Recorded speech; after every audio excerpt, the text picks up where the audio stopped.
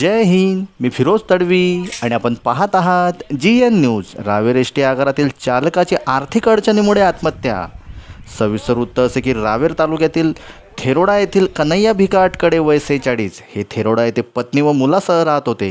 गेल्या 4 महिन्यापासून एसटी कर्मचाऱ्यांच्या बेमुदत संपामुळे पगार नाही, त्यात जाणवणारी पैशांची अडचण व कोर्टाचे विलीनीकरण मुद्द्यावर मिळणारी तारीख पे तारीख यामुळे त्यांनी प्रचंड तणावात राहत्या घरी गळफास घेऊन आत्महत्या केली। त्यांच्या पश्चात पत्नी व मुलगा असा परिवार आहे। आमचे रावेर तालुका प्रतिनिधी वाजिद खान सोबत पाहत रहा GN न्यूज। माझे पती एसटी महामंडळ मध्ये आहे। 4 महिने झाले त्यांचा संप असल्यामुळे त्यांना टेन्शन आलं, खूप विचार घेतले डोक्यामध्ये।